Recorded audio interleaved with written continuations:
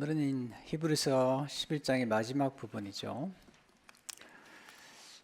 믿음장의 최고봉에 우리가 올라와 있죠. 여기서 만나는 사람들이 있는데 그들은 세상이 감당하지 못하는 믿음을 가진 사람들입니다. 세상이 감당하지 못한다. 세상을 두렵게 하는 사람들, 세상을 오히려 당황하게 만드는 사람들. 38절에 보니까 이런 사람은 세상이 감당하지 못하느니라. 그들이 광야와 산과 동굴과 토굴에 유리하였느니라. 믿음의 사람들이 경험했던 것은 기적이죠. 표적이죠.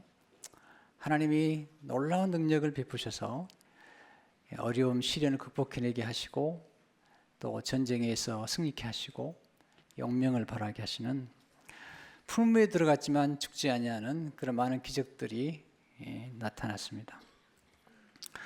오늘 본문에 나타난 믿음의 사람들은 그런 기적을 하나님이 일으켜주지 않으셔도, 하나님이 기도 응답을 하지 않으셔도, 하나님이 세상에서 말하는 부요와 명예와 권세를 주지 않으셔도 하나님을 사랑하는, 하나님을 신뢰했던 사람들, 이런 사람들의 신앙을 초월신앙이라 그렇게 이야기를 합니다. 표적신앙이 있고요, 초월신앙이 있는데 정말 신앙의 최고봉은 초월신앙이죠. 하나님 지금도 기적을 일으켜주시고 또 지금도 우리는 기적을 기대합니다. 그러나 기적을 초월해서 믿음을 갖는 이 진정한 신앙의 최고봉이 사실은 최고의 신앙이라고 해도 과언이 아니겠죠. 도대체 이 사람들은 뭘 초월했다는 말인가? 그리고 하나님은 이런 사람들을 통해서 어떤 일을 하시는 걸까? 첫째로 하나님은 초월신앙을 가진 사람을 통해서 세상을 흔드시는 거죠. 세상을 놀랍게 만드는 거죠. 세상에는 두 종류의 사람이 있는데, 하나는 세상을 두려워하는 사람들, 세상의 부요와 권력 앞에 떠는 사람들. 또 다른 사람은 세상을 두렵게 만드는 사람들, 세상을 오히려 당황하게 만드는 사람들. 세상의 유혹에 전혀 상관하지 않는 사람들. 이 사람들은 도대체 뭘 초월했기 때문에 이렇게 세상이 두려워하는 걸까? 첫째로 죽음을 초월한 사람을 세상이 감당하지 못하는 것. 죽음을 초월한 사람들. 오늘 35절을 보니까 여자들은 자기의 죽은 자들을 부활로 받아들이기도 하며 또 어떤 이들은 더 좋은 부활을 얻고자 하여 심한 고문을 받되 구차히 풀려나기를 원하지 아니하였으며. 수님 여인과 사르밧 과부는 자기 아들들이 병들었을 때 하나님이 그들을 기적적으로 살려주십니다. 그래서 부활로 자녀들을 받았다. 사실은 부활하기보다도 소생한 거거든요. 왜냐하면 또 죽었으니까. 여기 더 좋은 부활이라는 것은, 이 부활은 더 이상 죽음이 없는 부활이죠. 시간과 공간을 초월하는 이 부활체를 갖게 되는데, 이렇게 더 좋은 부활을 얻고자 하는 사람들은 죽음을 초월했어요. 여러분, 죽음을 두려워하지 않는 사람들, 대단한 사람들이죠. 우리가 다 죽음 앞에 두려워하는데 죽음을 초월해버리면 세상이 감당할 수 없는 사람이 되는 거죠. 두 번째, 소유를 초월한 사람을 세상이 감당하지 못하죠. 30절에 보니까 양과 염소의 가죽을 입고 유리하여 궁핍과 환난과 학대를 받았으니, 모든 소유를 다 빼앗겨 버렸어요. 예수 믿는 것 때문에. 그래서 양과 염소의 가죽을 입고 유리하며 궁핍, 가난을 견뎌했던 사람들이죠. 여러분, 가진 게 많은 사람은 늘 두렵습니다. 빼앗길까 봐 두렵죠. 소유를 초월한 사람, 소유가 나쁜 건 아니죠. 또 성경에서 소유를 무조건 부정하는 건 아니죠. 그러나 소유를 초월해버린 사람, 진정한 자유 속에 들어가는 거죠. 아브라함도 부자였고 다윗도 부자였죠. 성경은 무조건 부자라고 정죄하지는 않아요. 그러나 하나님 물으시죠. 어떻게 부자가 되었느냐? 둘째로 그 부를 가지고 무엇을 하고 있느냐? 혹시 가난한 자를 학대하지 않는지? 새들을 부리지는 않는지? 사람들은 돈에 약하죠. 자본주의 사회에서 돈처럼 무서운 게 없잖아요. 돈이 새로운 계급을 형성했잖아요. 돈 때문에 얼마나 많은 가정이 깨어지는지, 얼마나 많은 거짓 사랑들이 그 정체를 드러내는지.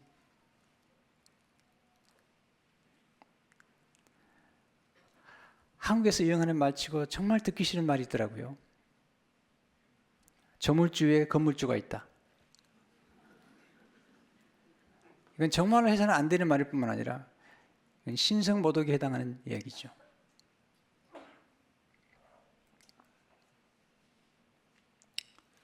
돈을 경배하거나 돈을 사랑하지 말라. 우리 예수님은 돈이 얼마나 무서운 걸 아셨죠. 또 돈을 지혜롭게 사용할 것을 말씀하셨죠.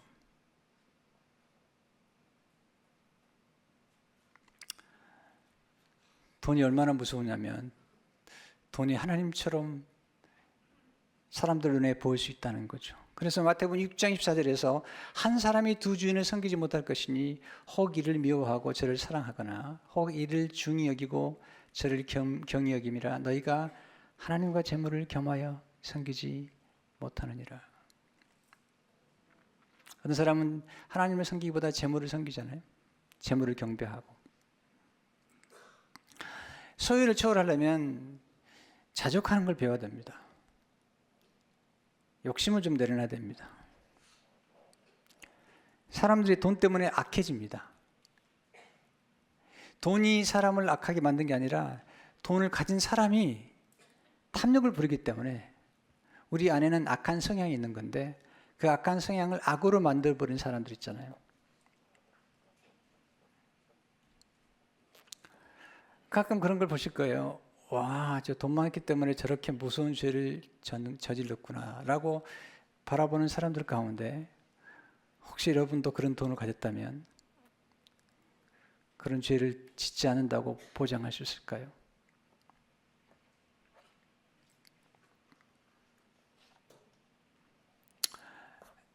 여러분 결혼하신 분들 정직하게 한번 생각해 보세요. 남편이 꼬박꼬박 매달 돈을 갖다 주는 남편을 생각해 보시고요. 그 남편이 여러분의 삶의 가정의 공급원이라면 그 남편이 혹시 돈을 갖다 주지 않아도 사랑할 수 있으신지요?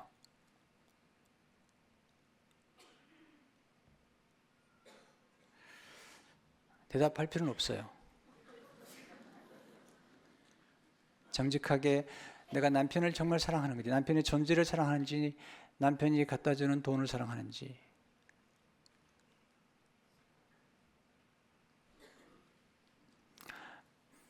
결혼하지 않은 분들, 특별히 여자분들, 시큐리티를 좋아하잖아요.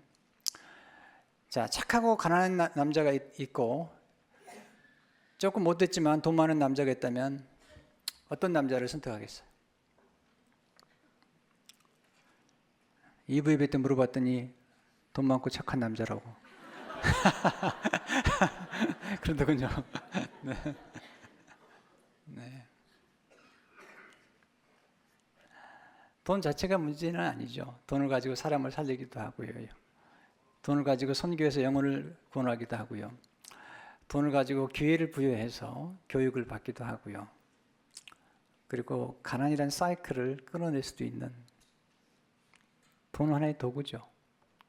성경은 돈이 일만하게 뿌리가 아니라 돈을 사랑하는 것이 일만하게 뿌리라고 이야기하고 있죠. 히브리서, 우리 공부하는 히브리서를 공부하는데 히브리 13장 5절을 보니까 돈을 사랑하지 말고 있는 바를 족한 줄로 알라.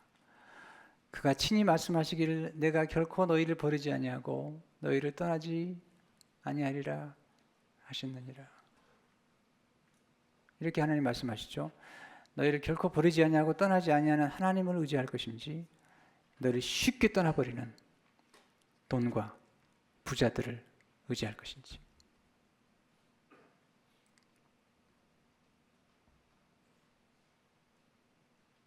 하나님을 결코 버리지 않고 떠나지 않습니다. 그러나 돈과 또 돈을 가지고 사람들을 조종하거나 학대하는 사람들은 쉽게 우리 곁을 떠납니다. 아니, 반대로 생각해 봅시다. 어떤 부자가 여러분을 도와준다고 할 때 그 부자가 여러분을 더 이상 도와주지 않는다면 여러분 그 부자를 향해서 어떤 감정을 품으시나요? 그분의 존재를 사랑하셨는지요? 아니면 그분이 가진 돈을 사랑했는지요?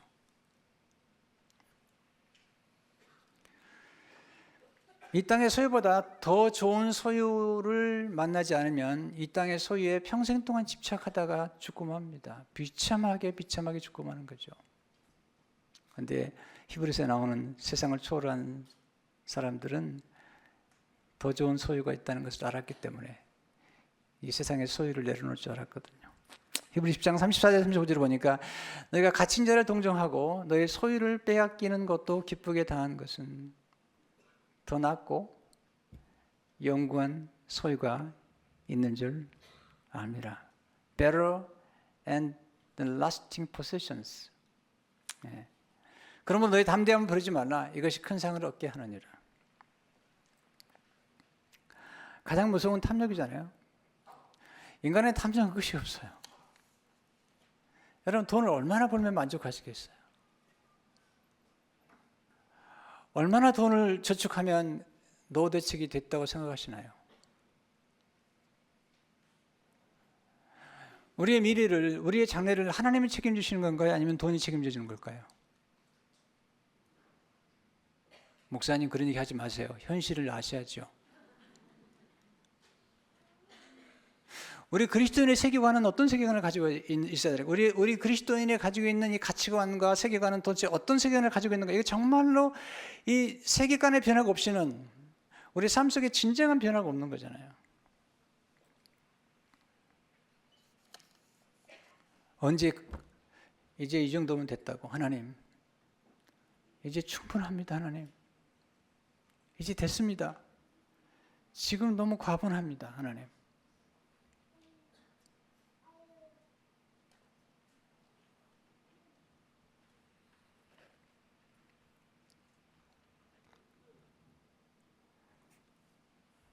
사도 바울이 자기 영의 아들 디모데에게 남겼던 교훈들, 디모데전서 6장 9절 10절을 보니까 부활이 하는 자들은 시험과 올무와 여러 가지 어리석고 해로운 욕심에 떨어지나니 그 사람으로 파멸과 멸망에 빠지게 하는 것이라.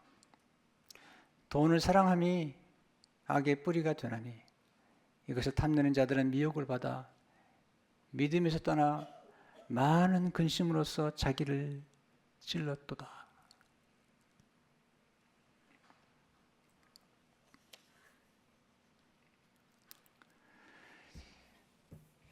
하나님은 우리에게 소유를 주실 때 청지기로 맡기신 거거든요. 혹시 여러분들이 가지고 있는 돈이나 부유가 여러분 스스로가 지혜롭고 명철하고 꾀가 많아서 돈을 벌었다고 생각하신다면 하나님 웃으세요. 여러분, 우리가 어떤 부를 조금이라도 소유했다면 그건 하나님이 주신 지혜와 하나님이 주신 어떤 기회를 만난 거예요. 세상 사람들은 그것을 운이라고 그러잖아요. 우리는 축복이라고 그러잖아요. 근데 과연 우리들이 하나님께서 주신 건강과 하나님이 주신 좋은 만남과 주신 기회와 이런 모든 것들이 하나님께로부터 왔는데 그것을 마치 자기가 노력해서 만든 것처럼 이렇게 인본주의적인 생각을 한다면 그건 신앙이 아니죠. 그렇기 때문에 놓기가 어려운 거예요. 하나님이 내게 맡기신 것이고 하나님 내게 주신 선물이라고 하면 우리가 나눌 수도 있고 베풀 수 있는 거거든요. 세 번째, 고난을 자취한 사람이 세상을 감당하지 못하죠. 스스로 고난을 당하기로 자취해버린 사람들, 고난을 오히려 기쁨으로 여기는 사람들, 아니 고난을 하나님의 영광으로 여기는 사람들 세상에 감당하지 못합니다. 우리는 고난 좋아하지 않잖아요. 고생하는 거 좋아하지 않잖아요. 근데 오히려 고난을 자처한 사람들, 히브리서 11장 36절 37절에 보니까 또 어떤 이들은 조롱과 채찍질뿐 아니라 결박과 옥에 갇히는 시련도 받았으며 돌로 치는 것과 톱으로 키우는 것과 시험과 칼로 죽임을 당하고 양과 염소의 가죽을 입고 유리하여 궁핍과 환난과 학대를 받았으니.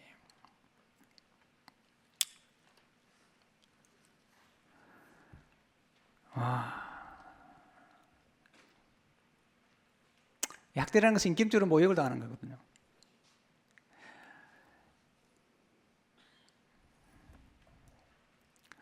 이사야는 톱에 잘려 죽임을 당했어요.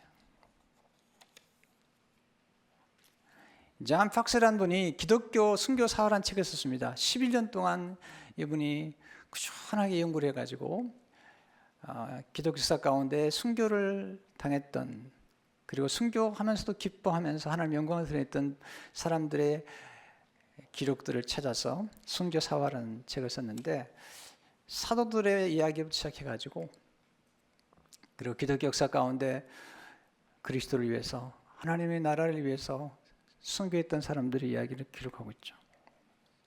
베드로 이야기도 기록했더라고요. 존 폭스가 이렇게 기록했어요. 헤롯 아그리빠가 야고보를 죽인 후 그것이 유대인들을 기쁘게 했다는 사실을 알자 그 다음에는 베드로를 희생시켜야겠다고 결심했다. 따라서 베드로는 체포되어 감옥에 갇히게 되었다. 이 스토리는 우리가 알죠. 그러나 주님의 천사가 그를 석방시켰는데 그것 때문에 화가 잔뜩 난 헤롯은 베드로 갇혀있던 감옥의 간수들을 사형시켜버렸다.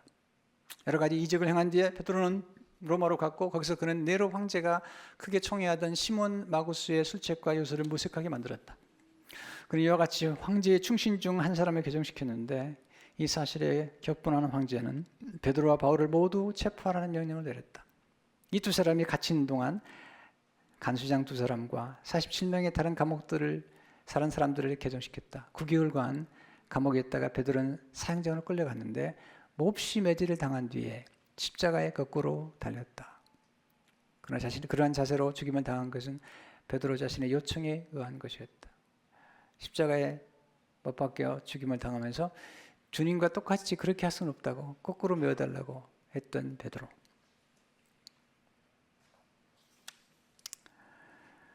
수많은 그리스도인들이 신앙을 지키기 위해서 고난을 겪었던 거죠. AD 303년경에 길레리우스라는 사람에게 핍박을 받았던 달마티아의 데오토스라는 사람이 있는데, 그는 여관을 하면서 고통을 당하는 많은 그리스도인을 도왔습니다. 근데 그 지역의 총독이 그를 감금하고 그의 모든 재산을 빼앗아갔습니다. 그리고 우상을 섬기라고 얘기했을 때 그런 우상을 오히려 경멸하고 그런 고난을 자처했습니다. 그 순교하는 모습을 이렇게 기록했어요. 그리하여 테오도투스는 채찍에 맞고 갈고리에 찢기어 고문두에 놓여졌다. 그런데 식초가 그의 상처에 부어졌고 그의 살은 활활 타오르는 횃불로 지져졌으며 이는 모두 뽑혔다. 그러고 나서 그는 감옥에 갇혔다. 그는 가면서 사람들에게 말했다. 그리스도인들이 우리 모두를 위해 고난을 받으신 분을 위해 고난을 받는 것은 정당한 일입니다. 자세 뒤에 그는 감옥에서 끌려나와 고통을 당한 뒤에 목이 잘렸다.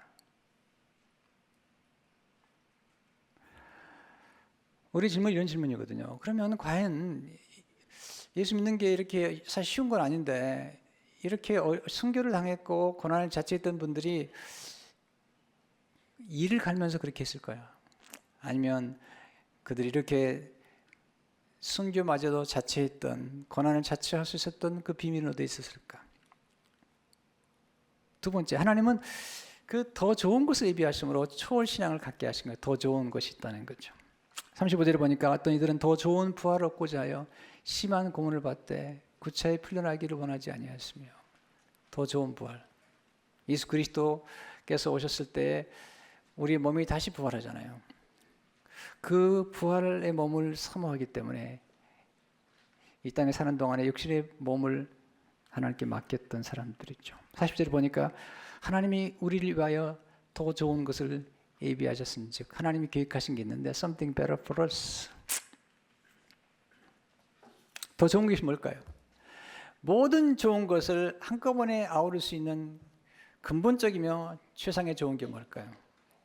그 좋은 것을 예비하셨고 그 좋은 것을 약속하셨다는 거죠. 근데 문제는 뭐냐면 구약의 성도들은 그 좋은 것, 그 놀라운 하나님이 예비하신 것을 직접 보지 못하고 멀리서 바라만 보았다는 거죠.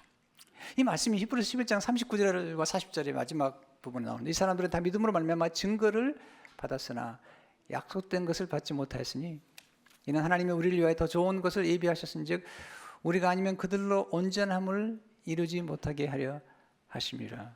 그래서 그들은 구약 사람들이고요. 우리는 신약 시대에 사는 사람들을 의미하죠. 그럼 하나님이 약속하신 그 약속의 가장 근본적인 약속이 뭘까요?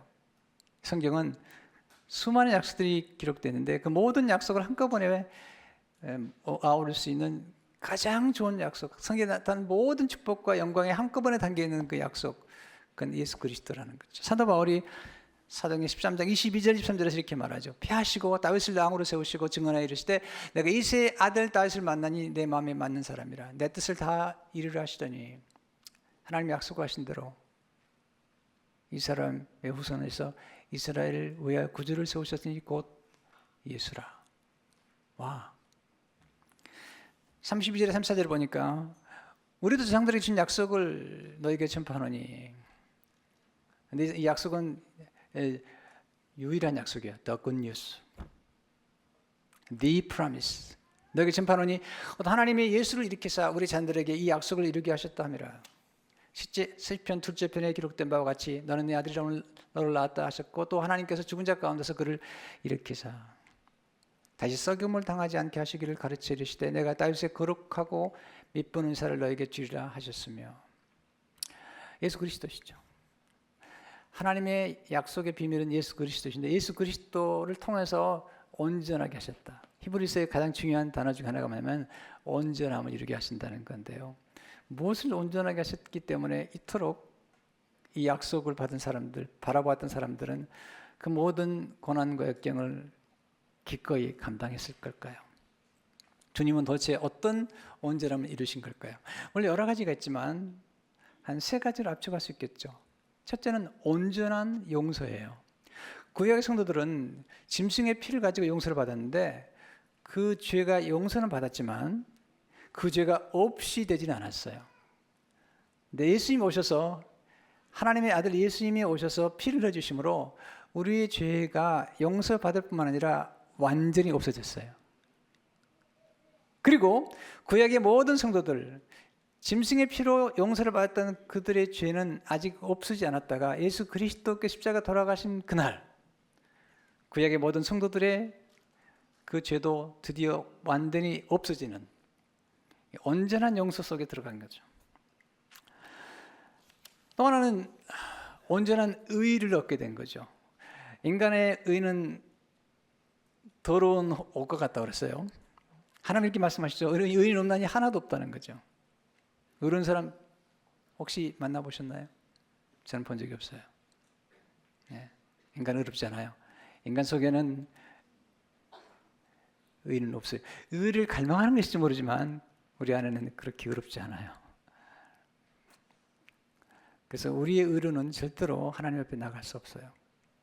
예수님 오셔서 십자가에서 우리의 모든 죄를 담당하시고 심판을 받으시고 그리고 우리의 모든 더러운 것과 허물을 다 예수님이 가져가시고 그리고 온전한 의를 이루신 예수님의 의를 우리에게 전가시켜 주셨어요. 트랜스퍼해 주셨어요.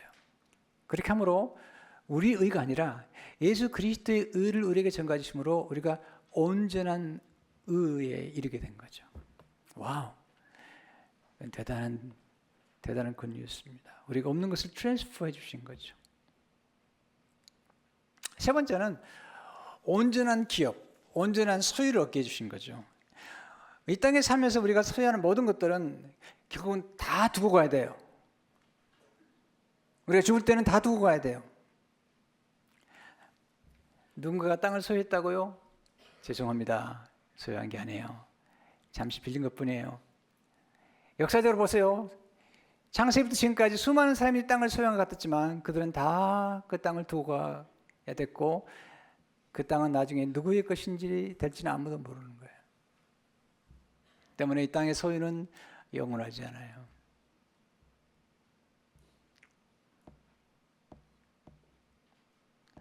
그런데 영원한 소유를 우리에게 주신 분이 계시죠.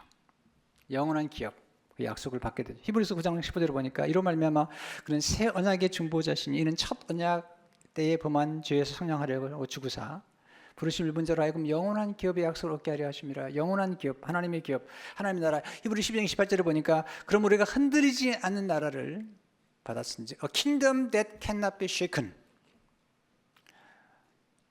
그러므로 은혜를 받고 감사하자는 거죠. 그리고 그 하나님 앞에 경건함과 두려움으로 기쁘게 예배하라고 말씀하고 있잖아요.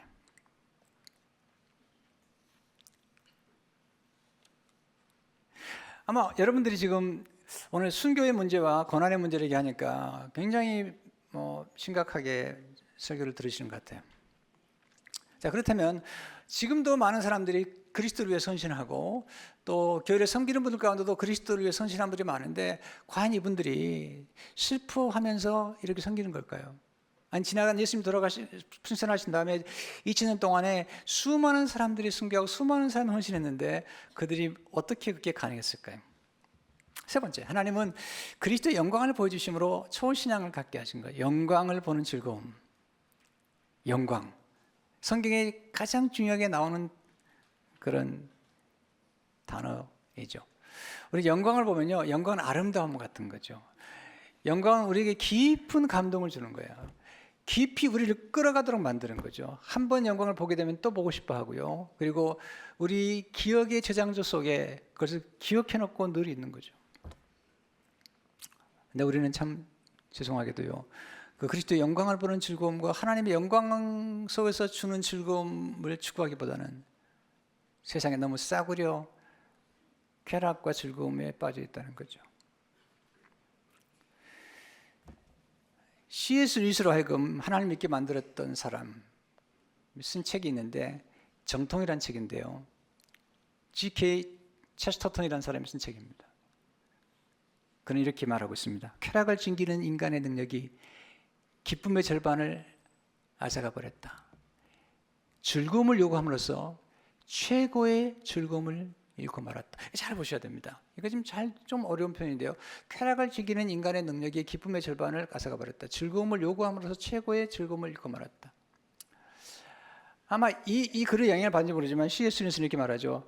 지금 바다에 대양이 있는데 그 아름다운 대양에서 그 대양이 있음에도 불구하고 그 대양에 가서 그 아름다운 광경을 보려고 하지 않냐고 많은 사람들이 구정물 앞에서 만족하고 있다. 쉽게 사람들은 만족하고 있다.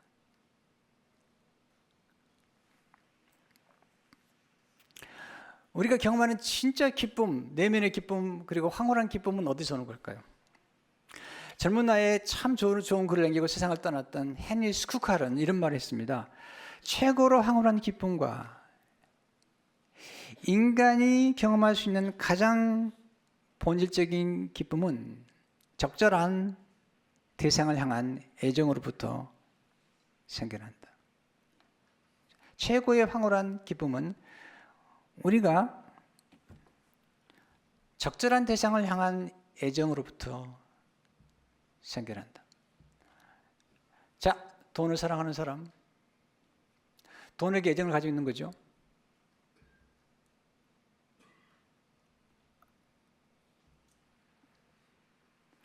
그는 한 영혼의 가치와 탁월성은 그 영혼의 사랑의 대상에 의해서 결정된다는 거예요. 이게 굉장히 중요한 주제고요. 좀 깊이 생각해야 될 주제입니다. 요즘 그리스도인들이 너무 깊이 생각하지 않아요. 그렇기 때문에 너무 얄팍한 복만 추구하고 너무 얄팍한 쾌락만 추구하는 아주 죄송하지만 저급한 수준의 신앙에 이르고 말았잖아요. 오죽하면 예수 믿지 않는 사람들이 개독교라고 그러겠어요? 슬픈 일이죠. 헨리 스쿠칼은 이렇게 말합니다. 하잘 것 없고 천박한 것을 사랑하는 사람은 그것에 의해 상스럽게 천박하게 된다. 그러나 고상하고 적절한 대상을 향한 애정은 그 영혼의 사랑하는 것의 완전성을 닮아가게 된다. 돼지 앞에서 자라고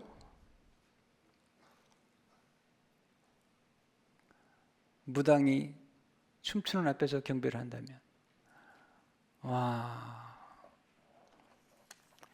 여러분, 상스럽고 천하게 된다는 게 얼마나 수치스러운 줄 아십니까? 하나님의 영광이, 하나님의 백성을 향한 영광이 얼마나 위대한데. 여러분, 진화론의 문제는 뭐죠?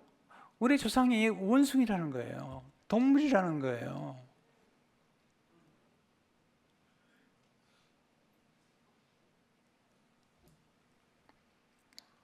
유물론의 문제는 뭐죠?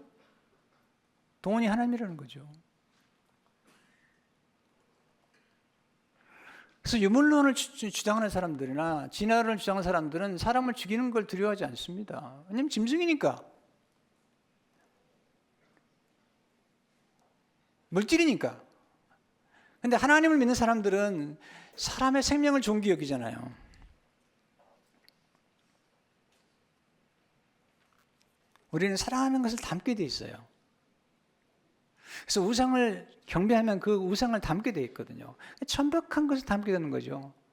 근데 우리가 하나님의 영광을 보고 하나님을 사랑하게 되면 하나님을 닮아가는 거거든요. 그 영광을 보았던 사람들은 다른 디멘션에서 살았던 거죠.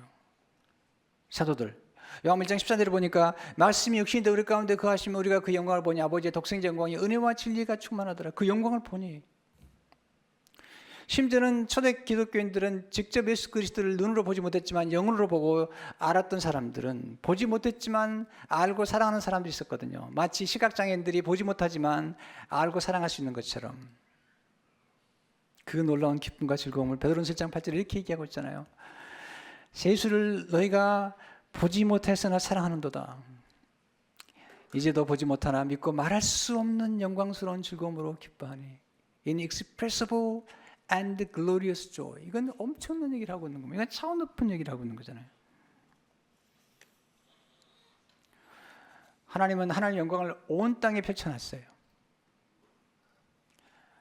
근데 진짜 경건한 사람들은 이 온 땅에 펼친 하나님의 영광을 보고요, 들풀 가운데서도 하나님의 영광을 보고 노래하거든요. 근데 우리 눈이 어두워서 그 놀라운 걸 보지 못하는 거예요. 제가 미국에 처음 와가지고 그랜드 캐년에 처음 갔던 날을 잊지 못합니다. 어릴 적 교과서에 나왔던 그랜드 캐년. 처음 가서 그 그랜드 캐년 앞 딱 서는 순간에 그 거대함과 그 장엄함, 압도를 당했습니다. 와. 그리고 자이언 캐년에 갔습니다. 그 바위로 만들어진 그 아름다움 앞에 완전히 압도를 당했습니다. 그리고 브라이스 캐년에 갔다가 황토색으로 만들어진 그 놀라운 절경 앞에 압도를 당했습니다. 그리고 이런 생각을 하게 됐습니다. 이 놀라운 작품들이 이렇게 아름답다면, 이렇게 영화롭다면 이것을 만드신 하나님은 어떤 분이신가? 내가 이런 자연 앞에서 이렇게 즐거워할 수 있다면, 아니 이걸 만드신 하나님은 얼마나 위대하신 건가? 얼마나 우리를 축복하신 걸까? 우리는 너무 작은 것에 만족하고 있는 겁니다.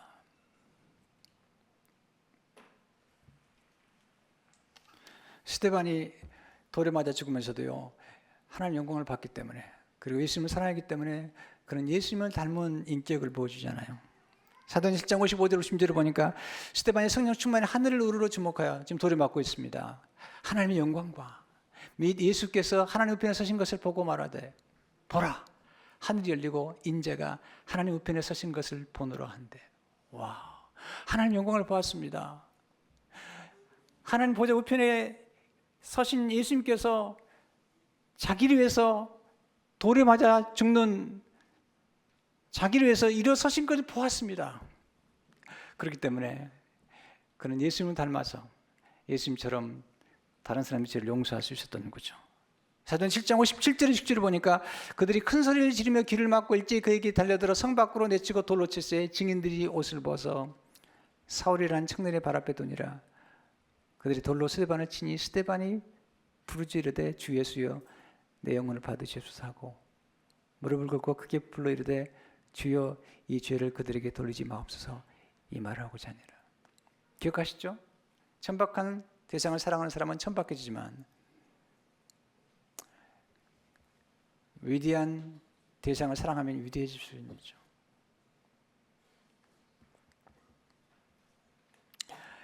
스데반이 이를 갈며 죽지 않았습니다.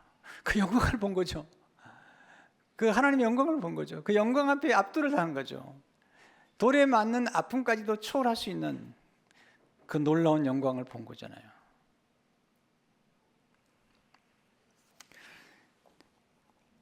근데 놀라운 사실은 예수님께서 우리로 하여금 그런 예수님 영광을 보게 할 뿐만 아니라 경험하게 할 뿐만 아니라 우리들도 그 영광에 들어가게 하신다는 거죠. 예수님께서 우리를 그 영광에 들어가도록 하기 위해서 우리를 인도하신다는 거죠. 제가 이제 마지막 시간, 다음 시간에 이제 마지막으로 결론을 맺겠는데요. 우리가 보려고 하는 것은 그리스도의 영광이거든요. 근데 예수님께서 우리 가운데 영광의 주로 오셨을 뿐만 아니라 더 놀라운 사실은 하나님의 아들이신 예수님께서 우리를 하나님의 자녀로 삼으셔서 우리를 하나님의 영광 가운데로 이끌어 가신다는 거죠. 이것이 히브리서 2장 10절의 말씀이죠. 그러므로 만물이 그를 위하고 또한 그로 말미암은 이가 많은 아들들을 이끌어, 그래서 많은 아들과 딸들이죠. 예수님 사람 이끌어 영광에 들어가게 하신 이래 그들의 구원의 창시자를 고난을 통해 온전하게 하심이 합당하다. 그리스도께서 고난을 받으심으로 온전하게 되신 다음에 우리를 영광의 자리에 우리를 이끌어 가신다는 거죠.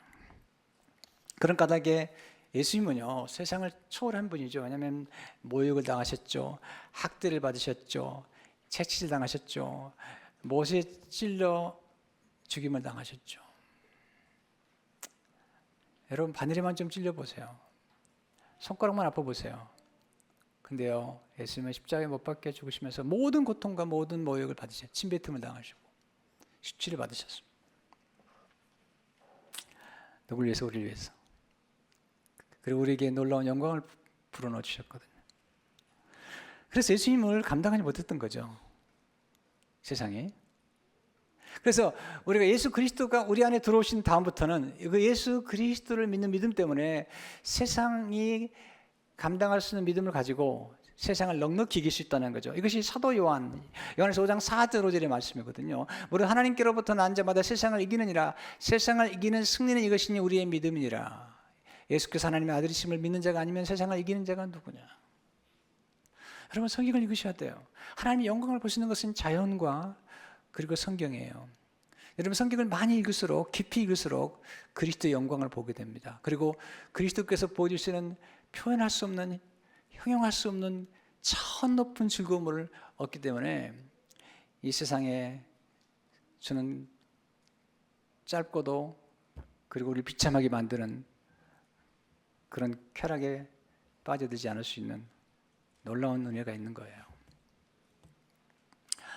여러분 이런 은혜를 경험하시기 바랍니다. 우린 조금 더 지성적일 필요가 있어요. 조금 더 성경을 더 깊이 연구할 필요가 있어요. 그래서 그리스도의 영광을 보고 경험해야 돼요. 그래야만이 우리는 세상 사람들이 볼 때 감당할 수 없는 크리스찬의 길을 걸어갈 수가 있는 거거든요. 오늘 특별 찬양을 해줄 자매가 배주은 자매인데 12살이에요. 7학년인데 근육이 약해지는 근육병을 앓고 있어서 그동안에 와카를 가지고 움직였는데 지금은 전동 체어를 지금 타고 다니네요. 어릴 적부터 약하게 태어난 아이인데 어머니가 이렇게 글을 썼더라고요. 배지훈 어린이 어머니예요. 단 한 번도 자신의 육체적인 불편함으로 불평불만을 한 적이 없는 마냥 해피한 아이. 1살 때부터 스스로 읽을 수 있기 전까지 밤마다 1시간 이상 성경을 읽어줘야만 잠이 들던 아이. 닭 먹는 걸 싫어하던 주은이에게 옆에서 성경책 읽어주겠다고 하면 한 그릇을 깨끗하게 다 먹던 아이. 수년 동안 차에 타면 오직 찬양이나 성경 CD만 들어야 하는 참 유별난 하나님의 사랑입니다. 서점에 가면 몇 시간을 쪼그리고 앉아 성경책을 읽던 아이. 몇몇 친구들이 너는 왜 펭귄처럼 걷냐고 한때 그렇으니까요. 물으면 하나님의 스페셜 플랜이 있어서 그렇다고 해맑게 웃으며 말하던 아이.